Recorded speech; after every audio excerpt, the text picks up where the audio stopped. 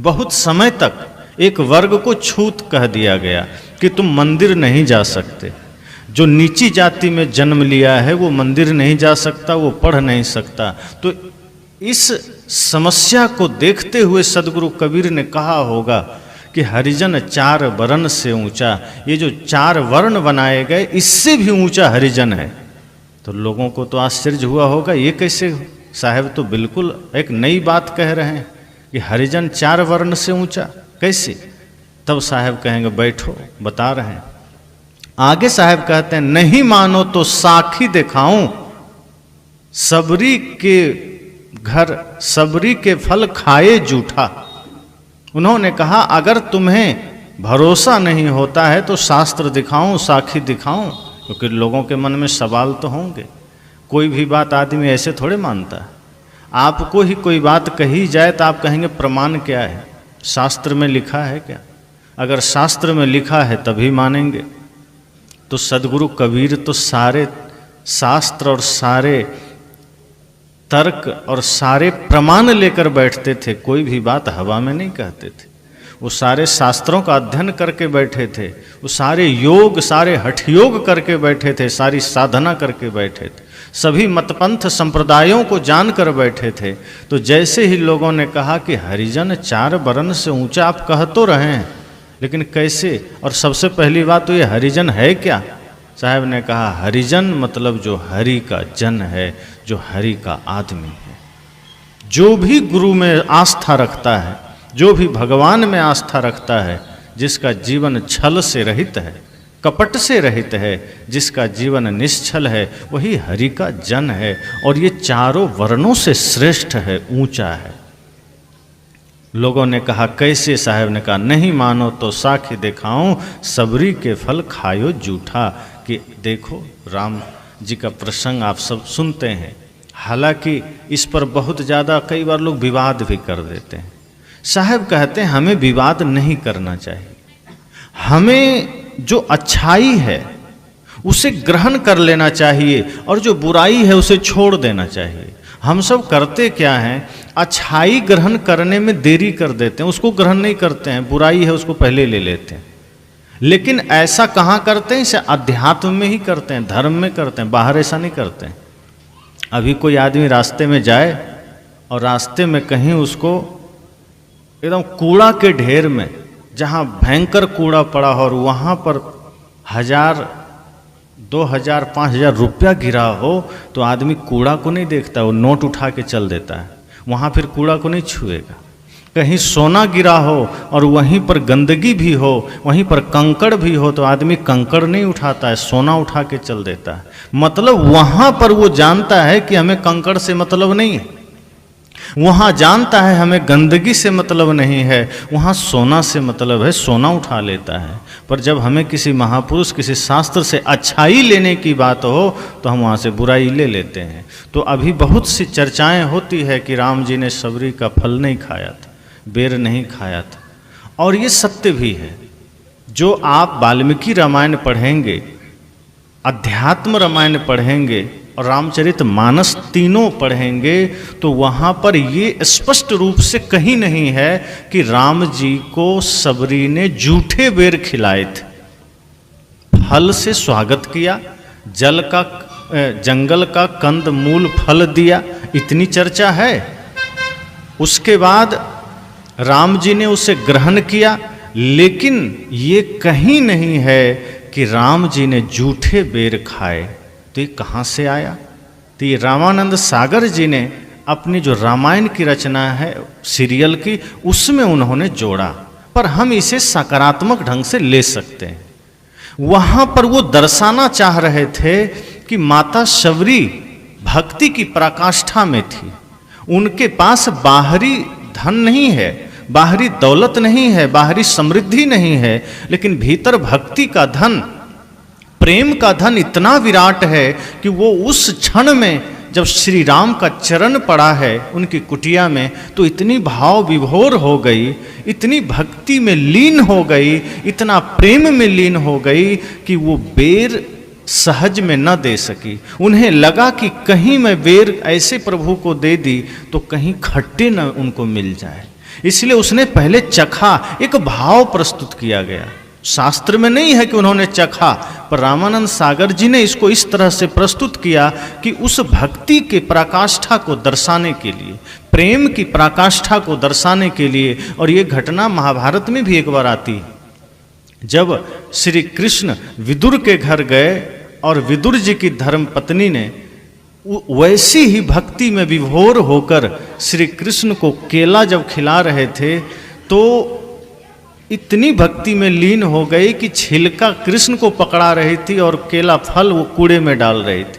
और कृष्ण भी उस भक्ति का मान रखने के लिए छिलका ही खाने लगे।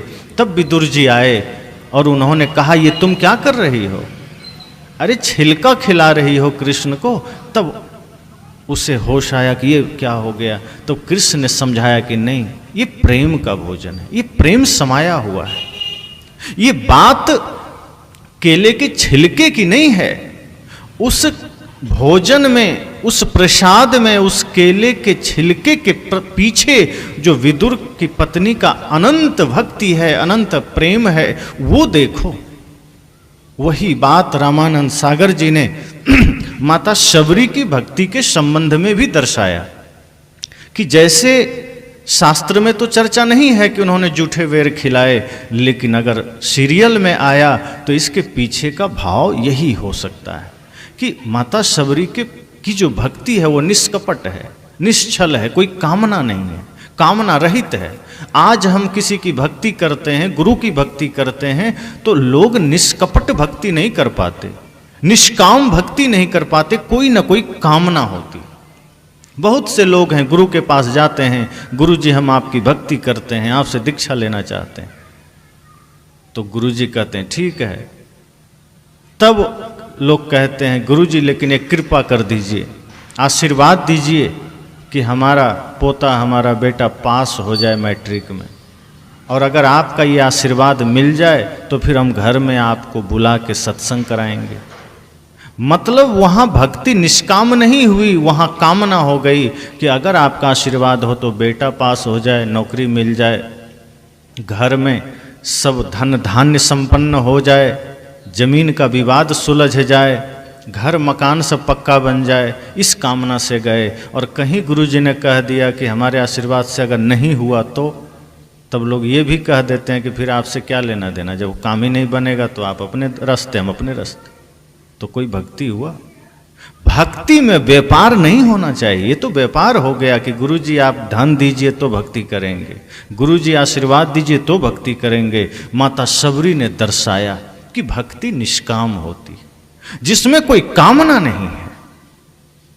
तो सबरी के फल खायो जूठा, सदगुरु कबीर उस चल रहे प्रसंग को ही लिया है मात्र एक उदाहरण के तौर पर, कि भले ही शास्त्रों में चर्चा नहीं है, पर अगर राम ने शबरी के फल को खाया, इसका मतलब राम ने वहां जाति नहीं माना। इसका मतलब है कि माता शबरी भिल्लन जाति की है, जो शूद्र में माना जाता है, आज के हिसाब से छोटी जाति मानी जाती। लेकिन राम जी के मन में वो बात नहीं है, उन्होंने उनके द्वारा जूठे बेर को भी प्राप्त कर लिया। उन्होंने माता शबरी के द्वारा दिया हुआ जूठा बेर राम जी ने ग्रहण किया। साहब ये कहना चाहते हैं कि अगर हरिजन छोटा होता, अगर शूद्र छोटा होता, तो राम जी तो वहाँ जाते भी नहीं और राम जी उनके बेर खाते भी नहीं। मतलब हरिजन का स्थान कितना ऊंचा है कि राम भी उनके जूठे बेर खा रहे हैं। और लेकिन इस प्रसंग पर बहुत सारे लोग विवाद में लग गए कि नहीं, शास्त्र में ऐसा है, नहीं है, खाया नहीं खाया। साहब कहते हैं खाया नहीं खाया ये राम जी को सोचने दो, हम क्यों टेंशन में। राम जी ने अगर खाया नहीं खाया, माता शबरी ने खिलाया नहीं खिलाया, इस झगड़े में पड़ने से अच्छा है अगर हम उसका भाव ग्रहण कर सकें। मान लीजिए शास्त्र में ये प्रसंग नहीं ही है तो क्या घट गया। अगर ये प्रसंग जोड़ ही दिया गया तो इसके भाव को लेना है कि भक्ति ऐसी होनी चाहिए, भक्ति ऐसी करिए जिसमें कोई कामना हो ही नहीं। और जिस दिन निष्काम भक्ति कर लेंगे, साहब ने कहा, फिर वो व्यक्ति श्रेष्ठ हो जाता है, फिर उससे बड़ा कोई नहीं है। और यही ज्ञान तो साहब ने जीवन भर दिया। सदगुरु कबीर ने क्या कहा? सदगुरु कबीर का दर्शन ही है कि एक त्वचा हाड़ मलमूत्रा, एक रुधिर एक गूदा, एक बूंद से सृष्टि रची है, को ब्राह्मण को शूद्रा। उन्होंने कहा मेरा तो जीवन पर्यंत यही संदेश है कि पूरी सृष्टि एक है, किसी में कोई भेद नहीं। अगर कोई जाति के आधार पर किसी को छुआछूत किसी से मानता है तो वो आदमी आदमी नहीं है। कोई धन के आधार पर किसी से छुआछूत मानता है वो आदमी नहीं हो सकता। कोई संप्रदाय के आधार पर किसी को नीच मानता है वो आदमी नहीं हो सकता। और कोई अगर भाषा के आधार पर किसी को नीच मानता है, साहब कहते वो आदमी नहीं हो सकता।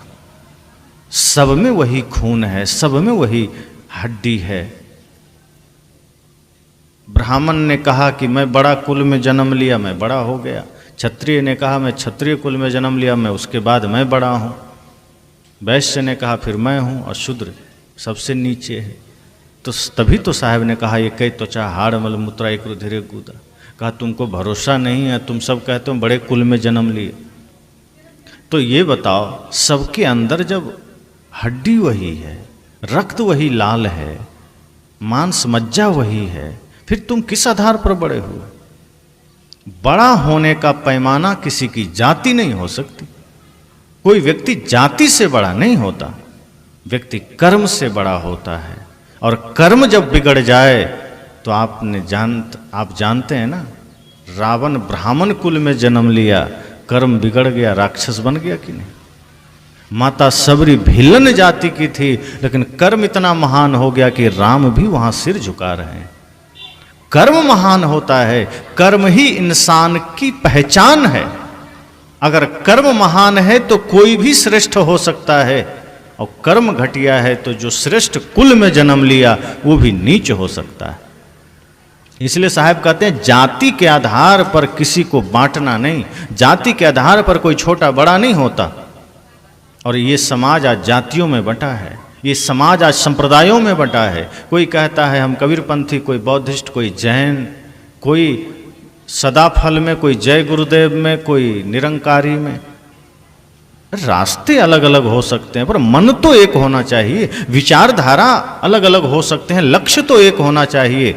साहब तो कहते हैं अगर आप सत्संग करते हैं, कोई अरदास करते हैं, कोई इबादत करते हैं, कोई उपासना करते हैं, कोई यज्ञ करते हैं, कोई बात नहीं, कोई कीर्तन करते हैं, कोई बात नहीं, करिए अपने अपने तरीके से। लेकिन जब निकल करके रोड में मिलिए तो ऐसे मिलिए कि भाई है आपका, ऐसे मिलिए कि वो आपका ही है। विरोध मत करिए, विवाद मत करिए।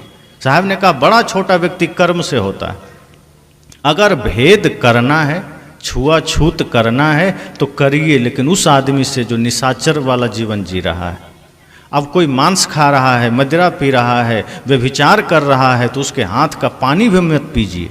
लेकिन अगर कोई सिर्फ छोटी जाति में जन्म लिया और आप उससे बैर कर लिए, आप उसे किनारा कर लिए, तो साहब का फिर आप इंसान कहलाने लायक नहीं हैं। इसलिए साहब शास्त्रों से उदाहरण दे रहे हैं कि शास्त्र पढ़िए, देखिए, वहाँ भी इस तरह की बातें आई कि जिनका कर्म ऊंचा हुआ, जिन्होंने अपने कर्म को महान बनाया, वो व्यक्ति पूजे गए। और हम क्या करते हैं, कर्म एक चौपाई आ गई, पूजी विप्रशील गुणहीना सुदृढ़ गुणगण ज्ञान प्रवीणा।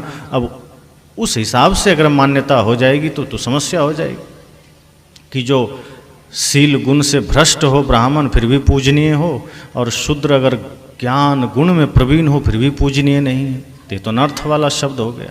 साहब कहते हैं नहीं, जो ज्ञान गुण से प्रवीण है वो चाहे शूद्र हो चाहे कोई हो पूजनीय है। और अगर कोई शील गुण से भ्रष्ट है तो वो ब्राह्मण भी है, पूजनीय नहीं है। और कृष्ण भी गीता में यही कहते हैं, महाभारत में यही कहते हैं, जहाँ भी उनकी वाणियाँ आई है कि जो जितेंद्रिय है, जो धर्म में चलता है, जो प्रेम में जीता है, जो सब पर करुणा करता है और जिसका मन पवित्र है, वही ब्राह्मण हो सकता है, वही ऊंचा हो सकता है। जिसका मन गंदा है वो कैसे हो जाएगा? तो सदगुरु कबीर ने समाज को एक सूत्र में बांधने का प्रयास किया। वो नहीं चाहते थे कि समाज जातियों में बटे। आज जातियों में बटा है तभी तो देश इतना खोखला हो रहा है, कंगाल हो रहा है। अगर हम सब सिर्फ एक इंसान बन जाएं तो क्या समस्या रहेगी? कुछ नहीं रहेगी। आज आप जाइए जगह जगह, क्षत्रिय महासभा, यादव महासभा, कुशवाहा महासभा चल रहा है। कहीं आप नहीं देखेंगे कि इंसान महासभा हो, या भारतीय महासभा हो। अगर बहुत है तो हम एक राष्ट्र के नाम पर हम सब भारतीय बन सकें, हम भारतीय भी नहीं बन पा रहे। इंसान बनने में कठिनाई है, भारतीय तो बन सकते हैं, हम भारतीय तक बनने को तैयार नहीं है। अपनी अपनी जातियों का पूछ लगाकर हम चल रहे हैं। कोई पूछता है तो जाति का टाइटल हम पहले बता देते हैं कि हम अमुक समाज से। साहब ने कहा आपकी पहचान इंसानियत से होनी चाहिए, आपकी पहचान इंसान की होनी चाहिए। आदमी सब कुछ बन जाता है, अन्य कहीं चले जाइए, कोई आपको भक्त बना रहा है, कोई विद्वान बना रहा है, कोई हिंदू बना रहा है, कोई मुसलमान बना रहा है। सदगुरु कबीर ने कहा मेरे पास आ जाओ, मैं तुम्हें इंसान बनाऊंगा, क्योंकि मैं जातियों में भरोसा नहीं रखता, मैं तो इंसान बनने की बात करता हूँ। और इंसानियत का जन्म अगर हो गया तो संसार में शांति आ जाएगी। आज सब कुछ हो रहा है, सब कुछ विकसित हो रहा है, सब कुछ बढ़ रहा है, बस इंसानियत घट रहा है। क्या घर छोटे बनते हैं? घर अब बड़े बड़े बनने लगे। मंदिर की ऊंचाइयां बढ़ने लगी, चर्च की ऊंचाइयां बढ़ने लगी, मस्जिद की ऊंचाइयां बढ़ने लगी, आपके घर की ऊंचाइयां बढ़ने लगी, सब कुछ बड़ा हो गया। इंसान का दिल इतना छोटा हो गया कि माता पिता भी दिल से बाहर हो गए। साहब ने कहा नहीं, अपने दिल को विराट बनाइए, अपने हृदय को विशाल बनाइए, अर्थात इंसानियत को जागृत कीजिए, बाकी सब चीजें बाद में बनिएगा।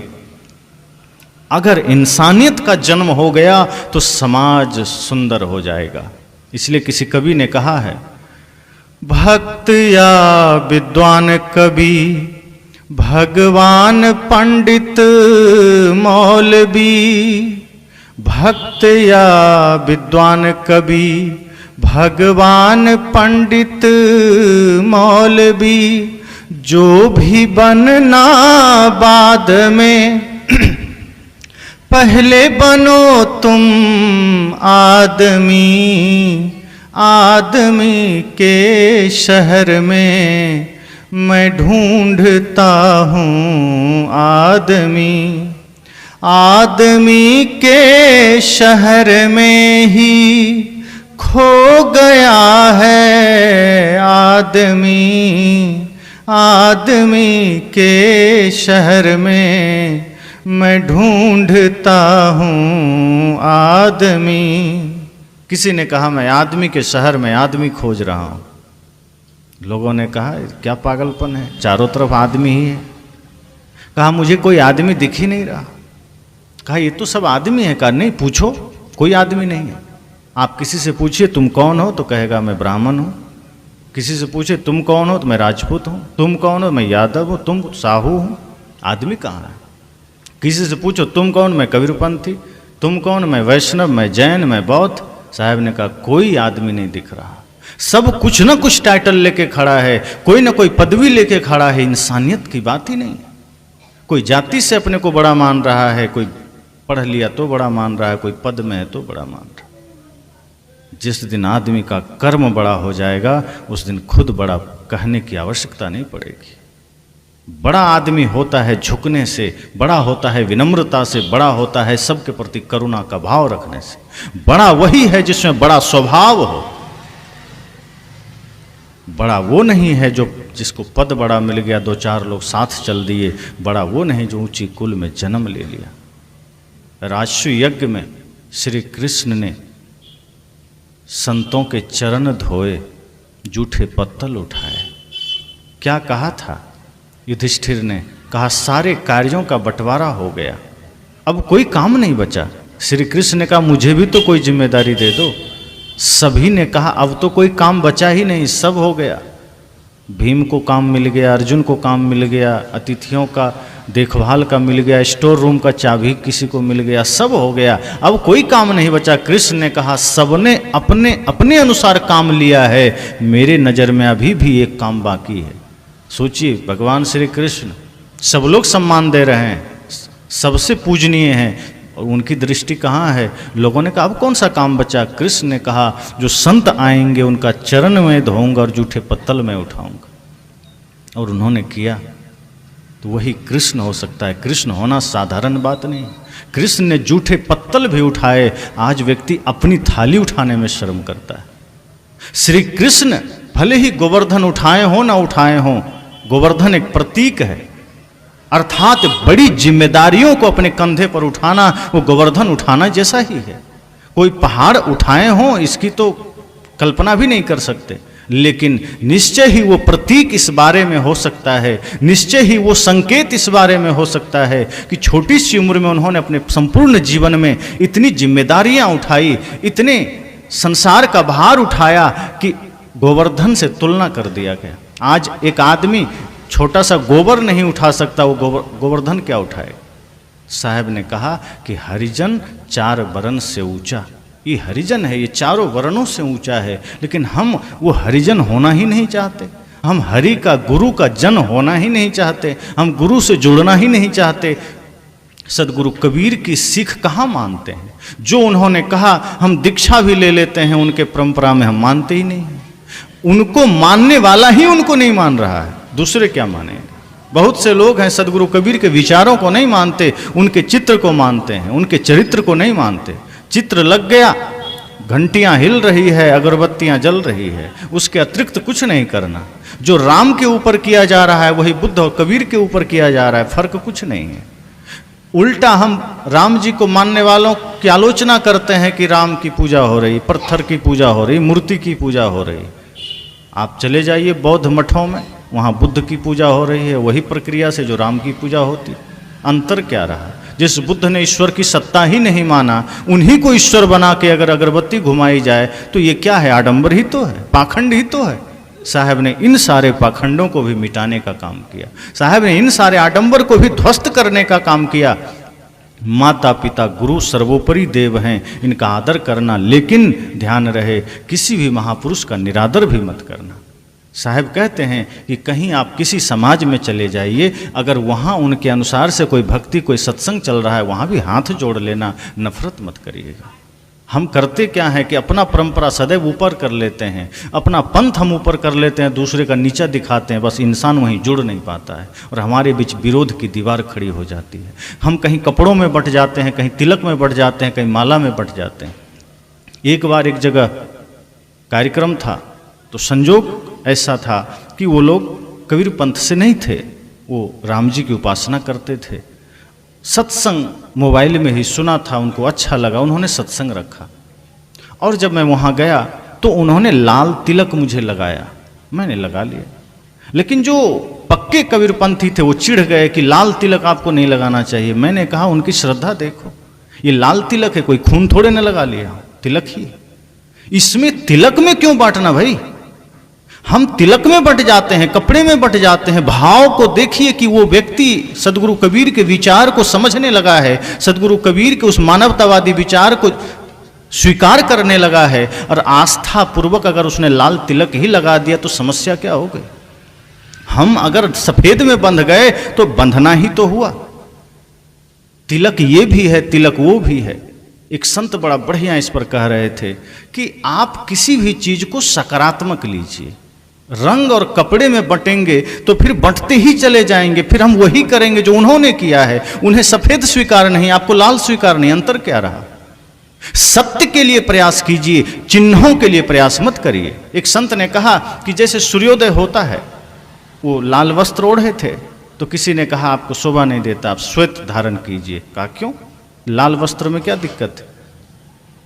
कहा देखो, जब सुबह सूर्योदय होता है सूरज लाल होता है, अस्त होता है तब भी सूरज लाल होता है, एक प्रतीक है। ये वस्त्र एक प्रतीक है। जब लाल वस्त्र कोई ओढ़ा है तो इतना ही भाव है कि जब सूर्योदय हो रहा है तो जीवन का भी सूर्योदय हुआ है। जैसे अस्त हो रहा है, जीवन का कब अस्त हो जाए कोई पता नहीं, तो ये वस्त्र हमारे सूर्योदय और जीवन के अस्त का प्रतीक है। इसलिए लेकिन सदगुरु कबीर ने श्वेत वस्त्र को क्यों चुना, क्योंकि साहब ने कहा ये शांति का प्रतीक है, ये अहिंसा का प्रतीक है, ये प्रेम का प्रतीक है। श्वेत वस्त्र सच्चाई का प्रतीक है। सभी वस्त्र में, सभी रंगों में श्वेत मूल है, तो मूल गहे ते काम है, ते मत भरम भुलाओ। इसलिए साहब ने श्वेत को चुना। लेकिन इसका ये अर्थ नहीं है कि बाकी वस्त्र, बाकी रंग को हम गाली दे दें, बाकी रंगों को हम तिरस्कार कर दें। श्वेत मूल है, इसी पर सारे रंग चढ़ते हैं। लेकिन इसका अर्थ ये नहीं कि हम दूसरे का निरादर करें। कहीं रास्ता चलते किसी ने आपको कहा आइए हमारे कथा में बैठ जाइए, आप श्रद्धा से चले जाइए, ताकि इंसानियत को जोड़ने वाला जो भाव है वो जिंदा रह सके। ऐसा नहीं कि हम उन इंसानियत के कड़ी को ही तोड़ते चले जाएं। अगर कोई प्रणाम कर लिया तो प्रणाम कर लीजिए, कोई साहेब बंदगी किया तो साहेब बंदगी कर लीजिए।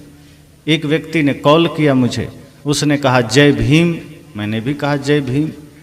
एक ने कहा नमो बुद्धाय, मैंने भी कहा नमो बुद्धाय। एक ने कहा जय श्री राम, जय श्री राम। जो जिस भांति बोलता है मैं बोल देता हूं। अगर मैं पहले बोल रहा हूं तो मैं साहेब बंदगी बोलता हूं, अगर उसने पहले बोल दिया है तो मैं उसी के अनुसार बोलूंगा। और साहब ने कहा है यही होना चाहिए। आप एक दूसरे का सम्मान तो करिए। अगर आप चाहते हैं ये समाज एक सूत्र में बंधे, अगर आप चाहते हैं ये राष्ट्र एक सूत्र में बंधे, तो सबको गले लगाना होगा।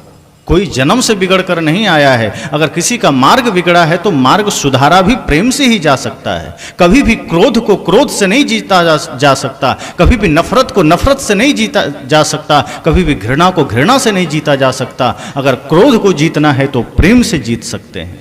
जैसे कहीं आग लग जाए तो आग को आग से बुझाते हैं कि पानी से?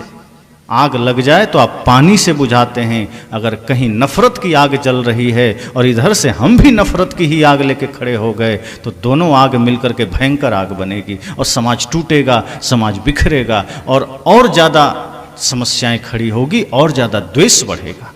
इसलिए अगर कहीं नफरत की आग लोग जला रखे हैं, घृणा की आग जला रखे हैं, साहब कहते हैं वहाँ आप शीतल बन जाइए, प्रेम की फुहार चलाइए।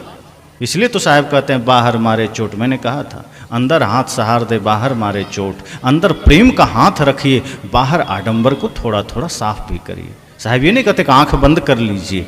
आडंबर के सामने आंख बंद भी नहीं करना है, भ्रम के सामने आंख बंद भी नहीं करना है, लेकिन भाव प्रेम का रखिए और निष्पक्षता से धीरे धीरे धीरे धीरे आगे बढ़ते रहिए। तो साहब ने कहा हरिजन चार वर्ण से ऊंचा।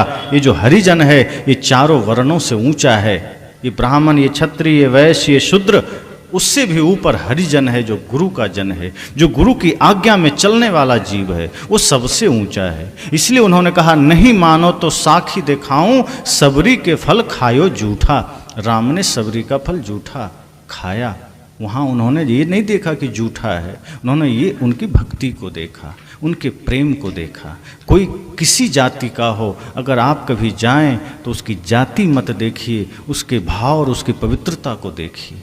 अगर कोई ऊंची जाति का आदमी है और उसका जीवन पवित्र नहीं है, उसका कर्म पवित्र नहीं है, तो पानी भी मत पीजिए। लेकिन कोई छोटी जाति का है और वहाँ अगर आपको दिखे कि उसकी जीवन में पवित्रता है, उसके मन में पवित्रता है, उसका परिवेश में पवित्रता है, बैठकर भोजन कर लीजिए, कोई दिक्कत नहीं है। वही समझना भगवान का भोजन है। तो सदगुरु कबीर यही भाव चाहते हैं। वे कहते हैं समाज को जातियों में मत बांटिए, वर्णों में मत बांटिए।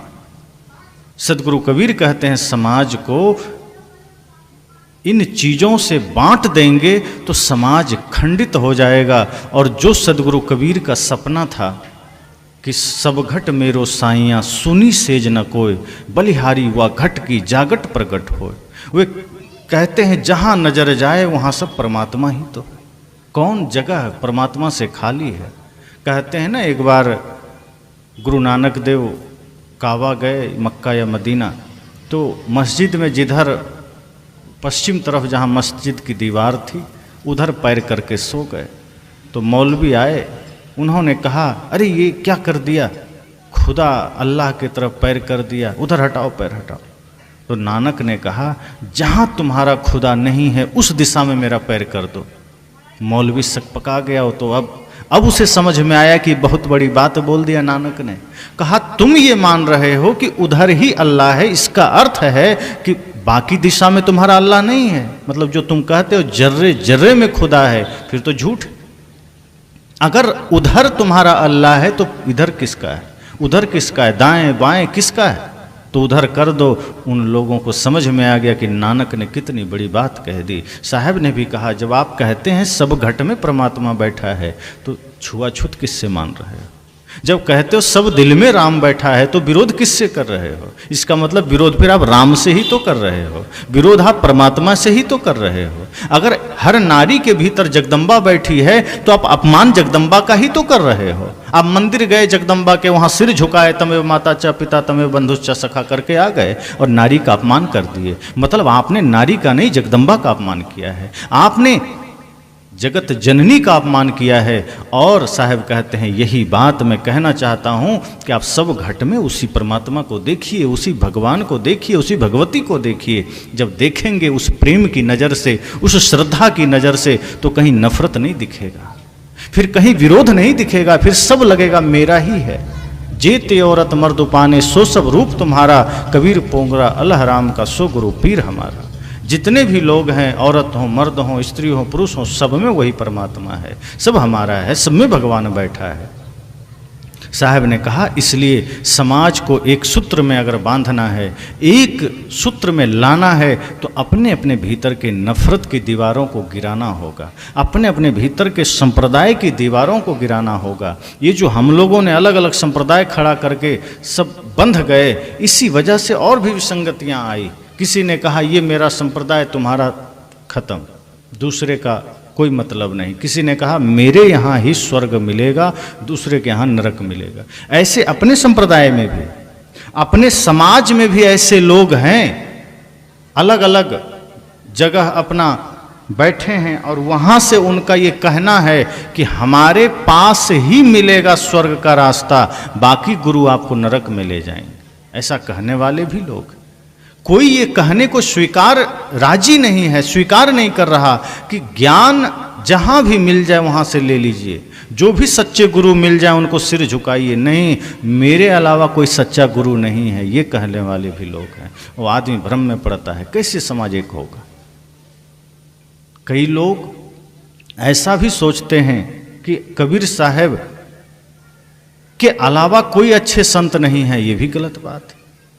हो सकता है वैचारिक रूप से कहीं छोटा कमी ज़्यादा हो सकती है, पर अगर हम सिर्फ कबीर साहब को ही सर्वोपरि मानते हैं तो फिर बुद्ध में क्या कमी है, महावीर में क्या दोष है, संत रैदास में क्या दोष है, मीराबाई में क्या दोष है, फिर हम खो देंगे। और सदगुरु कबीर को ही श्रेष्ठ मानना, बाकी को निकृष्ट मानना, ये कबीर साहब को ही ना मानने के समान है। क्योंकि कबीर साहब ऐसा कभी नहीं कहते हैं कि मेरे अलावा किसी को मत मानो, मेरा ही शरण गहो, किसी का मत गहो। वो तो कहते ही नहीं, वो तो स्वयं कहते हैं अरे भाई कहीं कबीर जो अब की बूझे सोई गुरु हम चेला। वो तो सिर्फ यही कहने को राजी है कि जो मेरी बात को सिर्फ समझ लेगा वो गुरु हो जाएगा, मैं चेला हो जाऊंगा। वो तो कह ही नहीं रहे कि मैं ही परमात्मा हूँ। वो तो कहते हैं हो हुजूर ठाड़ कहा तुम अब तय समर समार। वो तो कहते हैं आप सब हुजूर हैं, स्वामी हैं, मालिक हैं। तो हम सबको निष्पक्ष बनना चाहिए। सदगुरु कबीर का दर्शन यही। हम अपने अपने भीतर के जब नफरत की दीवार गिरा देंगे, आलोचना की दीवार गिरा देंगे, निंदा की दीवार गिरा देंगे, तो फिर दिखेगा, उस पार का सत्य दिखेगा। अभी हम कहीं नफरत का पर्दा लगा रखे हैं। अब हम कहते हैं क्या करें, इतने दिन से भक्ति कर रहे हैं, इतने दिन से भजन कर रहे हैं, इतने दिन से धर्म से जुड़े हैं, लेकिन जीवन में सत्य का प्रकाश नहीं है, जीवन में आनंद नहीं है, कैसे होगा। धर्म से जुड़े हैं लेकिन कहीं नफरत का पर्दा लगा है, कहीं घृणा का पर्दा लगा है, कहीं संप्रदाय का पर्दा लगा है, कहीं शास्त्र का पर्दा लगा है। साहब कहते हैं सारे पर्दे गिरा दीजिए। जैसे आप कमरे में बैठे हैं और आप सूर्योदय हो जाए, आपकी खिड़कियां बंद है, दरवाजे बंद हैं, पर्दे लगे हैं, और आप कह रहे हैं क्या करें, सूरज का प्रकाश नहीं आ रहा है। तो सूरज का प्रकाश ऐसे कैसे आ जाएगा। आप खिड़की खोलिए, पर्दा हटाइए, तब तो सूरज का प्रकाश आएगा। खिड़की भी लगा है, ऊपर से पर्दा भी लगा है। साहब कहते हैं अगर सूरज का प्रकाश कमरे में चाहिए तो खिड़की खोलनी पड़ेगी, पर्दा हटाना पड़ेगा, और ज़्यादा प्रकाश चाहिए तो दरवाजे खोलने पड़ेंगे, और ज़्यादा प्रकाश चाहिए तो दीवार गिरानी पड़ेगी, और ज़्यादा प्रकाश चाहिए तो खुले मैदान में आना होगा जहाँ कोई दीवार ही ना हो। इसी तरह सत्य का धरातल है, इसी तरह मानवता का धरातल है कि अगर आपको सत्य की अनुभूति चाहिए, प्रेम की अनुभूति चाहिए, परमानंद की अनुभूति चाहिए, तो सारी दीवारें गिरा दीजिए। संप्रदाय की, मत पंथ की, ईर्ष्या की, द्वेष की, नफरत की, घृणा की, परदोष दर्शन की, और जब सारी दीवारें गिर जाएगी तो सब में परमात्मा का दर्शन होने लगेगा। अभी नहीं हो रहा। लोग कहते हैं कण कण में राम है। सदगुरु कबीर तो कहे घट घट में राम है, पर लोग मानते हैं कण कण में राम है। पर जो लोग कहते हैं कण कण में राम है वो मानते ही नहीं है। अगर ऐसा होता तो जो लोग कह रहे हैं कण कण में राम है वो मछली खा जा रहे हैं, इसका मतलब वो राम को ही खा रहे हैं। क्या मछली में राम नहीं है? जो कह रहे हैं कण कण में राम है वो मुर्गी का गला तोड़ रहे हैं, बकरे को मार रहे हैं, सुअर को मार रहे हैं, और जो कह रहे हैं जर्रे जर्रे में खुदा है वो गाय काट के खा रहे हैं। तो क्या गाय में खुदा नहीं? इसका मतलब वो कहते हैं मानते नहीं हैं, और वो जीव हत्या में लगे हैं, नशा में लगे हैं, आदमी कुछ साग मूली की तरह काटने वाले लोग लगे हैं। इसी जीवन में आकर के मनुष्य शरीर को पाकर के कितने जघन्य अपराध लोग किए चले जा रहे हैं, कितने कितने नाम पर। इसलिए साहब ने कहा हरिजन चार वर्ण से ऊंचा, अपनी कीमत मत घटाइए, गुरु से जुड़ जाइए, गुरु के आदर्शों को स्वीकार करिए, गुरु के वचनों को स्वीकार करिए, फिर आपसे श्रेष्ठ कोई नहीं है। श्रेष्ठ वो है जिसका मन पवित्र है, श्रेष्ठ वो नहीं है जिसने बहुत ज़्यादा संपत्ति इकट्ठा कर ली, श्रेष्ठ वो नहीं है जिसके पास शास्त्रों का ज्ञान है। साहब कहते हैं जिसके पास प्रेम है उससे बड़ा कोई पंडित नहीं। पोथी पढ़े पढ़े जगमुआ पंडित भया ना कोई, ढाई आखर प्रेम का पढ़ाई सो पंडित हो। कहा जो सज्जन है, जो संत है, जिसके जीवन में प्रेम है, उससे बड़ा ना कोई पंडित है, ना हो सकता है। जो सिर्फ शास्त्रों को पढ़ा है, जिसने सिर्फ शब्दों को पढ़ा है, वो पंडित हो ही नहीं सकता। जिसने सत्य को पढ़ा है, प्रेम को पढ़ा है, वही पंडित है। तो सदगुरु कबीर ने समस्त आडंबरों से मुक्ति का मार्ग दिया है। सदगुरु कबीर ने जीवन जीने का सरल और सस्ता मार्ग दिया है।